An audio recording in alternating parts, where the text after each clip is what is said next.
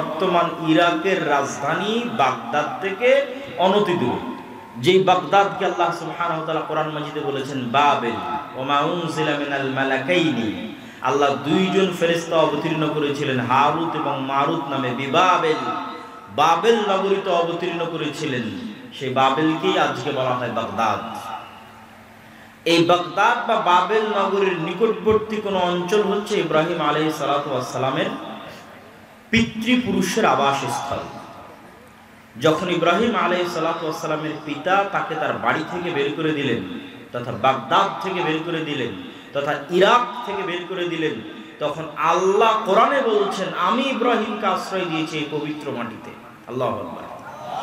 তথা মসজিদ আকসা এবং তার পার্শ্ববর্তী অঞ্চল, যেটাকে রাসূল সাল্লাল্লাহু আলাইহি ওয়াসাল্লাম হাদিসে বলেছেন শাম, সিরিয়া। আজকের শাম রাসূল সাল্লাল্লাহু আলাইহি ওয়াসাল্লামের শাম নয়।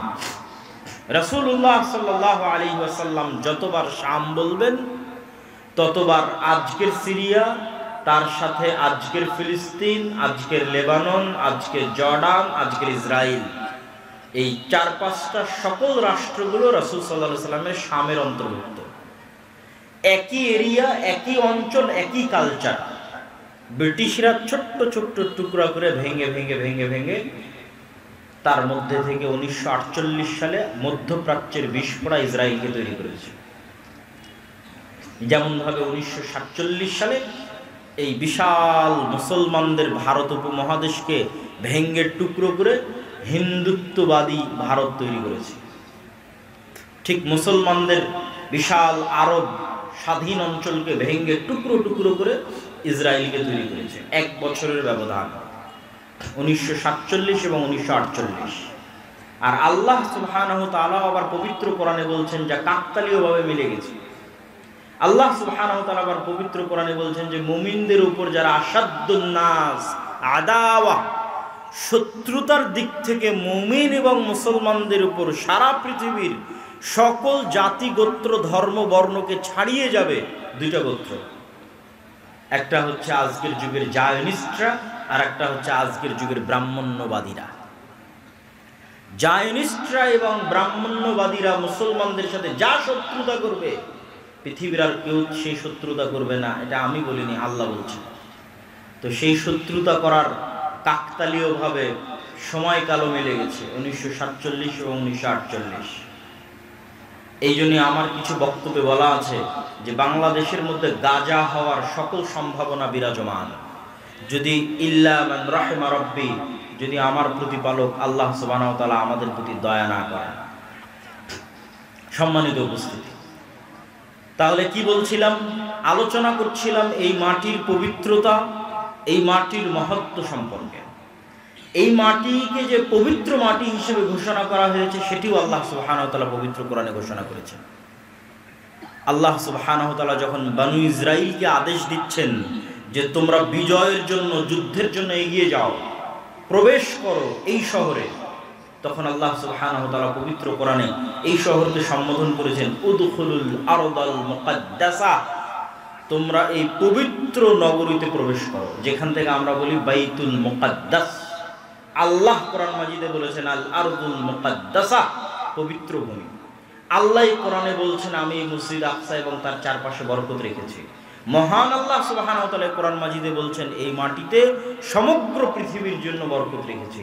মহান আল্লাহ সুবহানাহু ওয়া তাআলা কোরআন মাজিদে বলছেন এই মাটিতে আমি আশ্রয় দিয়েছি ইব্রাহিমকে, এই মাটিতে আমি আশ্রয় দিয়েছি লূতকে আলাইহিমাস সালাতু ওয়াস সালাম। সম্মানিত উপস্থিতি, তাহলে ইব্রাহিম আলাইহিস সালাতু ওয়াস সালামের দারুল হিজরা, দারুল হিজরা মানে যেখান থেকে আমি যেখানে হিজরত করেছি।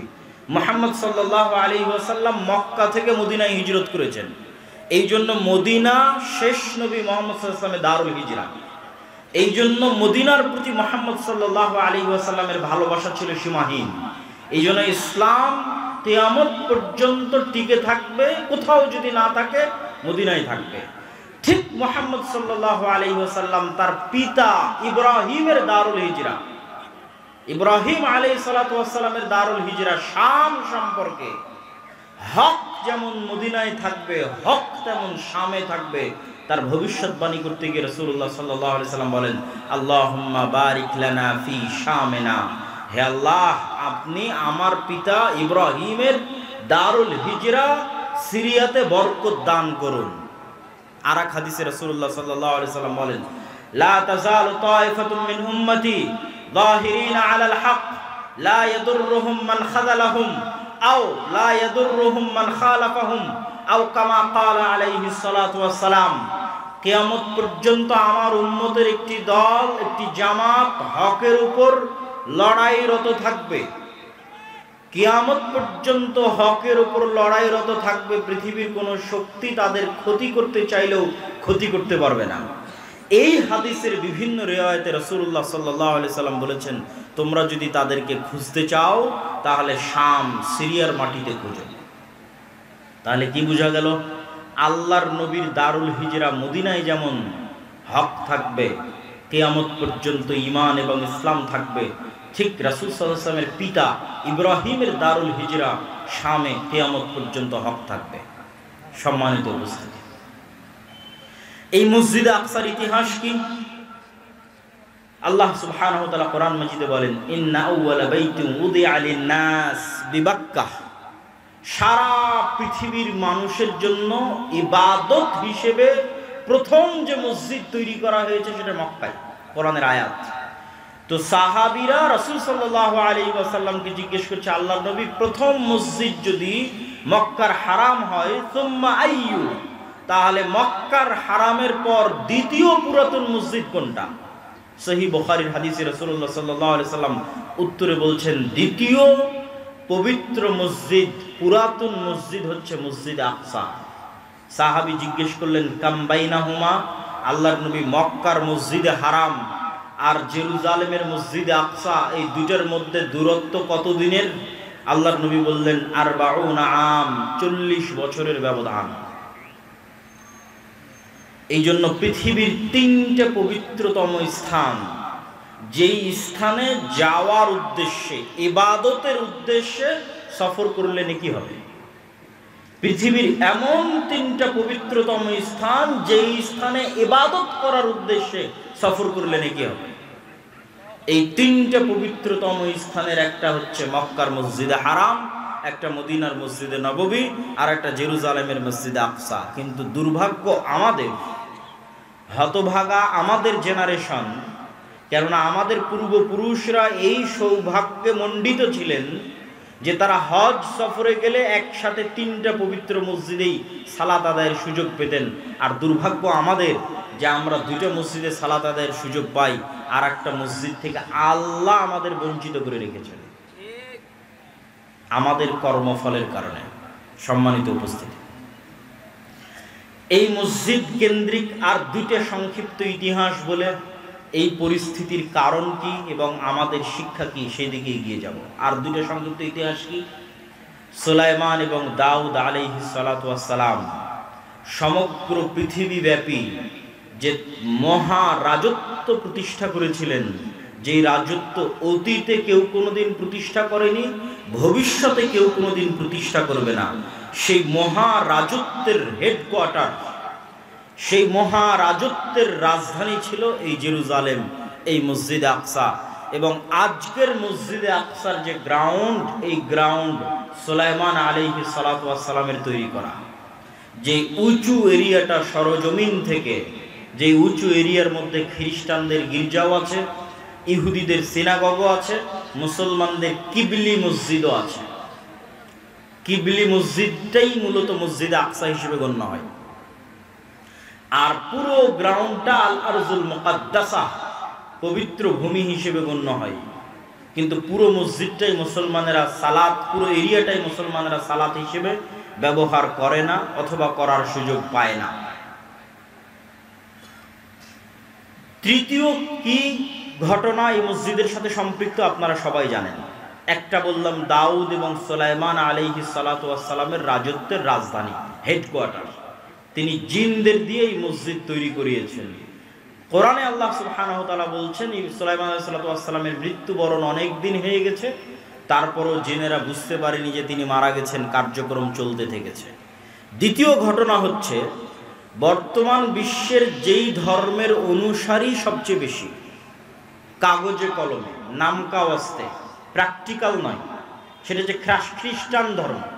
প্র্যাকটিক্যাল একজনও খুঁজে পাওয়া মুশকিল যে প্রকৃত খ্রিস্টান ধর্মের অনুসারী। প্র্যাকটিক্যাল একজনও খুঁজে পাওয়া যাবে না। কিন্তু নামকা ওয়াস্তে কাগজে কলমে খ্রিস্টান ধর্মের পরিচয় দেয় এই দিক থেকে পৃথিবীর সর্ববৃহৎ ধর্ম। এই পৃথিবীর সর্ববৃহৎ ধর্মের যিনি নবী ঈসা আলাইহিস সালাতু ওয়াস সালাম, বর্তমান পৃথিবী, ঈসা আলাইহিস সালাতু ওয়াস সালামের জন্ম জেরুজালেমে, এবং ঈসা আলাইহিস সালাতু ওয়াস সালামের মা মারিয়াম আলাইহাস সালাতু ওয়াস সালাম যেই মসজিদের খেদমত করতেন সেই মসজিদ আকসা। আল্লাহু আকবার। এবং মারিয়াম আলাইহাস সালাতু ওয়াস সালাম যখন তার সন্তানকে প্রসব করছেন নির্জন অঞ্চলে গিয়ে মসজিদে আকসা থেকে, এবং পুনরায় যখন শহরে প্রবেশ করছেন এবং তার কোলে তার দুধের সন্তান, মানুষ তাকে জিজ্ঞেস করছে মা কানা আবুকা ইমরাআ সাউইন ওয়া মা কানাত উম্মুকা বাগিয়া, তোমার পিতা তো খারাপ মানুষ ছিল না, তোমার মাও ব্যভিচারী ছিল না, তাহলে এই অবৈধ সন্তান কোথায় থেকে? নাউজুবিল্লাহ। তখন মারিয়াম আলাইহিস সালাতু ওয়াস সালাম ফাআশারাত ইলাইহি, বাচ্চার দিকে ইশারা দিচ্ছেন যে বাচ্চার সাথে কথা বলো। তখন তারা উত্তরে বলতেছে যে ওই ব্যক্তির সাথে কিভাবে কথা বলবো? মান কানা ফিল মাহদি সাবিয়া, যে এখন মায়ের কোলে দুধ পান করে তার সাথে কথা বলার ঠাট্টা করা একই কথা। এই কথা বলাও শেষ হওয়া, ঈসা আলাইহিস সালাতু ওয়াস সালাম কোল থেকে বলে উঠছেন ইন্নী আব্দুল্লাহ আতানিয়াল কিতাবা ওয়া জাআলানি নাবিয়্যা, আমি আল্লাহর বান্দা, আল্লাহ আমাকে কিতাব দিয়েছেন, আল্লাহ আমাকে নবী করেছেন। তো বললাম খ্রিস্টানেরা একজন প্র্যাকটিক্যাল খ্রিস্টান নয় কেন? যার নবী মুখ খুলেই বলছে আমি আল্লাহর বান্দা, তাকে তারা বানিয়ে দিয়েছে আল্লাহর সন্তান। নাউজুবিল্লাহ। ঈসা আলাইহিস সালাম মুখ খুলে বলছেন ইন্নী আব্দুল্লাহ, আমি আল্লাহর বান্দা, তাকে বানিয়ে দেওয়া হয়েছে আল্লাহর সন্তান। তাহলে কিভাবে প্র্যাকটিক্যাল খ্রিস্টান হতে পারে? ঈসা আলাইহিস সালাতু ওয়াস সালাম বলতে বলছেন ওয়া আওসানি বিসসালাতি ওয়াজ যাকাতি মা দুমতু হাইয়া, আমার আল্লাহ আমাকে আদেশ দিয়েছেন আমি যতদিন বেঁচে থাকবো, মা দুমতু হাইয়া, যতদিন বেঁচে থাকবো ততদিন যেন সালাত আর যাকাত আদায় করি। আল্লাহু আকবার। আমাদের নবীর কথা বলছি না, ঈসা আলাইহিস সালাতু ওয়াস সালামকে আল্লাহ শুরুতেই মুখ দিয়ে যে কথা পবিত্র কোরআনে আল্লাহ উল্লেখ করছেন তিনি উচ্চারণ করেছেন, মায়ের কোলে ছোট বাচ্চা, তখনও দুইটা জিনিস ছুটে যায়নি, একটা সালাত আর একটা যাকাত। সম্মানিত উপস্থিতি, এখানে একটু ছোট্ট বিরতি দিয়ে একটু সাইড লাইনের দু একটা কথা বলে আবার ফিরে আসতেছি। এখানে আর একটা ছোট্ট জিনিস আমাদের শিখার আছে, সেটা কি জানেন? সেটা হচ্ছে আজকের ইউরোপ এবং আজকের আমেরিকা এখনো, অতীতে তো আরো বেশি ছিল এই রেসিজম, বর্ণবাদ, কালার, গায়ের রঙের উপর যে বর্ণবাদ প্রতিষ্ঠিত হয়েছে, যে রেসিজম প্রতিষ্ঠিত হয়েছে, এটা এখনো প্রকাশ্যে মাঝে মধ্যেও দেখা যায়, অন্তরে প্রায় সবাই লালন করে। যখন উঠা বসা করবেন, সাক্ষাৎ করবেন, কথা বলবেন, তখন সেটা বুঝতে পারবেন। আর অতীতে তো আরো বেশি ছিল, কালো, নিগ্রো, আফ্রিকানদের তারা গোলাম হিসেবে ব্যবহার করেছে, যুগের পর যুগ, কালের পর কাল, শুধু গায়ের চামড়া কালো হওয়ার কারণে। তো এখান থেকে শিক্ষণীয় কি? ঈসা আলাইহিস সালাতু ওয়াস সালামের জন্ম ইউরোপে হচ্ছে না আমেরিকায় হচ্ছে? ঈসা আলাইহিস সালাতু ওয়াস সালামের জন্ম ইউরোপের কোন রাষ্ট্রে হচ্ছে আর আমেরিকার কোন রাজ্যে হচ্ছে? ঈসা আলাইহিস সালাতু ওয়াস সালামের জন্ম হচ্ছে আরব ভূমি ফিলিস্তিনের জেরুজালেম শহরে। তাহলে ঈসা আলাইহিস সালাতু ওয়াস সালামের গায়ের রং ইউরোপিয়ান আমেরিকানদের মতো? কথা বলেন, ইউরোপিয়ান আমেরিকানদের মতো না। ঈসা আলাইহিস সালাতু ওয়াস সালামের গায়ের রং মুহাম্মদ সাল্লাল্লাহু আলাইহি ওয়াসাল্লামের মতো, ইব্রাহিম আলাইহিস সালাতু ওয়াস সালামের মতো, মেটে সাদা, শ্যামা সাদা, ধবধবে হলদে যে সাদা ইউরোপিয়ান এবং আমেরিকানদের গায়ের রং, যেটা নিয়ে তারা গর্ব করে, সেটা তাদের নবীরই গায়ের রং নয়। তারা যাকে নবী হিসেবে বিশ্বাস করে সেই নবীর গায়ের রং সেটা নয়। তাদের নবী একজন এশিয়ান, তাদের নবী একজন অ্যারাবিয়ান, তাদের নবী একজন সেমেটিক। সম্মানিত উপস্থিতি, ইব্রাহিম আলাইহিস সালাতু ওয়াস সালামের সন্তান ঈসা আলাইহিস সালাতু ওয়াস সালাম। এবার আমরা আসি এই যে মহাপবিত্র ভূমি, এই মহাপবিত্র ভূমি আমাদের হাতছাড়া হয়েছে কেন? কিভাবে হাতছাড়া হলো? একটা ছোট্ট ঘটনা বলে সেই কারণের বিশ্লেষণে চলে যাব। ওমর ইবনুল খাত্তাব রাদিয়াল্লাহু তাআলা আনহু যখন জেরুজালেম বিজয় করেন, তখন আবু উবাইদা ইবনুল জাররাহ চিঠি লিখেছেন আমিরুল মুমিনিন খলিফাতুল মুসলিমিনের কাছে। সেই দিন জেরুজালেম ঘেরাও করে রেখেছিল যতজন মুজাহিদ, তার মধ্যে 4000 শুধু ছিল সাহাবী। 4000 শুধু ছিল সাহাবী, যারা জেরুজালেম ঘেরাও করে রেখেছিলেন। চিঠি লেখা হয়েছে, আপনি নিজে উপস্থিত হলে চাবি হস্তান্তর হবে, আপনি নিজে উপস্থিত না হলে চাবি হস্তান্তর হবে না। তো ওমর রাদিয়াল্লাহু তাআলা মদিনা থেকে রওনা করেছেন প্রায় 1200 থেকে 1500 কিলোমিটারের পথ জেরুজালেমে পৌঁছার উদ্দেশ্যে। তো যখন তিনি পৌঁছাচ্ছেন, সহিহ সূত্রে প্রমাণিত যে তখন তিনি উটের যে লাগাম আছে সেই লাগাম ধরে টানছিলেন, আর তার গোলামকে উটের পিঠে বসিয়ে রেখেছিলেন, আর তার পোশাক ছিল জীর্ণ শীর্ণ। তো আবু উবাইদা ইবনুল জাররাহ হন্তদন্ত হয়ে ওমর রাদিয়াল্লাহু তাআলার নিকটে ছুটে গেছেন। ছুটে গিয়ে বলছেন যে ইন্নার রওমা ইয়ানজুরু ইলাইনা নাজরাতা কিল্লাহ, আজকে আপনি যে পোশাক পরে এসেছেন আর যে অবস্থায় প্রবেশ করছেন আমিরুল মুমিনিন, আজকে জানেন কি বিজয় হচ্ছে? রোমান এম্পায়ারের সবচেয়ে বড় তীর্থস্থল, রোমান এম্পায়ারের সবচেয়ে বড় তীর্থস্থল জেরুজালেম আপনি বিজয় করছেন। হাজার হাজার পাদ্রী এখানে অপেক্ষমান আছে। আজকে আপনি যে অবস্থায় উপস্থিত হয়েছেন, এটা তো মুসলমানদের মান সম্মান নষ্ট করে দিবে। ওমর রাদিয়াল্লাহু তাআলা বলছেন, তুমি না বলে অন্য কেউ যদি এই কথা বলতো আমি কষ্ট পেতাম না। আমরা জাহিলি যুগে দুনিয়ার কোনো মানুষ আমাদের চিনত না। আজকে মরুভূমির এক রাখালকে আল্লাহ সুবহানাহু ওয়া তাআলা কোথায় নিয়ে গেছে? একজন অপরিচিত, অজানা, অচেনা মরুভূমির একজন ব্যক্তিকে আল্লাহ সুবহানাহু ওয়া তাআলা আজকে এমন জায়গায় নিয়ে গেছে যে তার হাতে রোমান এম্পায়ারের সবচেয়ে বড় তীর্থস্থল জেরুজালেম বিজয় হচ্ছে। এই সম্মান, পোশাক আশাক, কাপড় চোপড়, ধন দৌলত ইত্যাদি দিয়ে আসেনি। আ'আজ্জানাল্লাহু বিল ইসলাম, কোন রিওয়ায়াতে আছে বিকিতাবিল্লাহ, আল্লাহ আমাদেরকে সম্মান দিয়েছে কোরআনের অনুসরণের কারণে, ইসলামের অনুসরণের কারণে। বলেন আল্লাহু আকবার। তাহলে মুসলমানেরা জেরুজালেম শক্তি দিয়ে, ক্ষমতা দিয়ে, বুদ্ধি দিয়ে, কৌশল দিয়ে জেরুজালেম বিজয় করেনি। আল্লাহ ভরসা, আল্লাহ ভীরুতা দিয়ে জেরুজালেম বিজয় করেছে। আজকে মুসলমানদের কাছে শক্তির অভাব নাই। আজকে 57টা মুসলিম দেশের যা শক্তি, এই সকল শক্তি একত্রিত করলে আমার মনে হয় না উমাইয়া শাসন আমলে, আমার মনে হয় না আব্বাসীয় শাসন আমলে, আমার মনে হয় না খোলাফায়ে রাশিদিনের শাসন আমলে এর 60% শক্তি মুসলমানদের ছিল। আজকে মুসলমানদের দুনিয়াবি যা শক্তি, তার 60% শক্তি আমার মনে হয় না উমাইয়া, আব্বাসীয়, খোলাফায়ে রাশিদিনের শাসন আমলে ছিল, অথবা সুলতান সালাহুদ্দিন আইয়ুবীর হাতে ছিল। কিন্তু তাদের কাছে ছিল আল্লাহ ভরসা, আল্লাহ ভীতি, আল্লাহ ভীরুতা। আমাদের কাছে দুনিয়াবি সকল পথপন্থা আছে, কিন্তু ওই দুইটা জিনিস আমরা হারিয়ে ফেলেছি, আল্লাহ ভরসা এবং আল্লাহ ভীরুতা, তাকওয়া, পরহেজগারিতা এবং তাওয়াক্কুল আলাল্লাহ। সম্মানিত উপস্থিতি, মুসলমানদের আজকের এই অবস্থাকে আমি আমার বহু বক্তব্যে তুলনা করেছি যে আজকের মুসলমানেরা এই যুগের বানু ইসরাইল, এবং তুলনার মানদণ্ডটা কি সেটা দিয়ে এই বক্তব্যের শিক্ষার দিকে এগিয়ে যাচ্ছি। কিভাবে আমরা এই দাসত্ব এবং এই গোলামি থেকে মুক্তি পাব সেটার দিকে এগিয়ে যাচ্ছি। তুলনার মানদণ্ড কোথায়? আল্লাহ সুবহানাহু ওয়া তাআলা কোরআন মাজিদে বলছেন, ওয়াইজ নাজ্জাইনাকুম মিন আলি ফিরআউন ইয়াসুমুনাকুম সুআল আযাব ইউযাববিহুনা আবনাআকুম ওয়া ইস্তাহিয়ুনা নিসাআকুম। স্মরণ করো সেই দিনের কথা যেই দিন আমি আল্লাহ তোমাদেরকে ফেরাউনের কবল থেকে বাঁচিয়ে দিয়েছিলাম। কোন ফেরাউনের কবল থেকে বাঁচিয়ে দিয়েছিলাম? যে তোমাদের ছেলে সন্তানদের জবাই করত আর তোমাদের মেয়ে সন্তানদের জীবিত রাখত। তাহলে ওই যুগের বানু ইসরাইলদের উপর ফেরাউনের জুলুমের মাপকাঠি হচ্ছে ফেরাউন ওই যুগের বানু ইসরাইলদের ছেলে সন্তানদের জবাই করত, মেয়ে সন্তানদের বাঁচিয়ে রাখত। ঠিক কাছাকাছি ওই রকমই জুলুম আজকের যুগের ফেরাউনেরা আজকের যুগের মুসলমানদের উপর গাজাই করতেছে। কাছাকাছি ওই রকমের জুলম, বরং তার চেয়ে ভয়ঙ্কর হতে পারে, তার চেয়ে ভয়াবহ হতে পারে।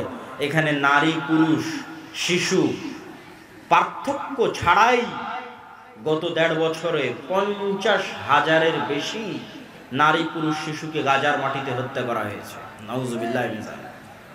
আর সমগ্র পৃথিবীর চোখের সামনে, সমগ্র মুসলিম বিশ্বের চোখের সামনে, সম্মানিত উপস্থিতি।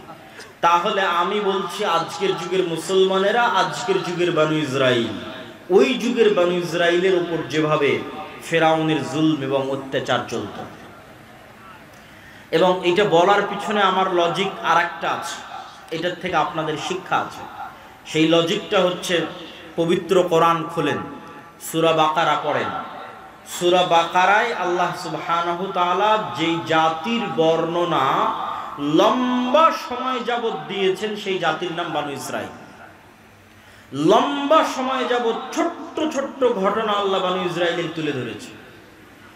তো বানু ইসরাইলের ঘটনা এত ব্যাপক আকারে পবিত্র কোরআনে তুলে ধরার এটি রহস্য হতে পারে যে যেই দিন বানু ইসমাইল বানু ইসরাইলের মতো হয়ে যাবে, সেই দিন যেন তারা বানু ইসরাইলের এই 4000 বছর আগের ঘটনা থেকে শিক্ষা নেয়। এই জন্য উম্মতে মুহাম্মাদীর শিক্ষার জন্য বানু ইসরাইলের এত লম্বা ঘটনা আল্লাহ সুবহানাহু ওয়া তাআলা কোরআন মাজিদে তুলে দিলেন, যেন একদিন আসতে পারে যেই দিন উম্মতে মুহাম্মাদীর অবস্থা বানু ইসরাইলের মতো হতে পারে। দুই একটা কথা কি বানু ইসরাইলের, তাহলে আপনি উম্মতে মুহাম্মাদীর সাথে মিলাতে পারবেন। বানু ইসরাইলের দুই একটা কথা হচ্ছে আল্লাহ সুবহানাহু ওয়া তাআলা কোরআনে সূরা বাকারায় যেভাবে তুলে ধরেছেন। আমি শুধু দুই একটা উদাহরণ দেব, বিস্তারিত আপনি সূরা বাকারাও পড়তে পারেন, বিস্তারিত আমার বই সমসাময়িক মুসলিম বিশ্ব এবং ফিলিস্তিনেও পড়তে পারেন। কি সেই ঘটনা? সেই ঘটনা হচ্ছে বানু ইসরাইলেরা চোখের সামনে দেখলো ফেরাউন ডুবে গেছে, চোখের সামনে নিজে চোখে দেখেছে ফেরাউনকে ডুবতে। কোন ফেরাউন?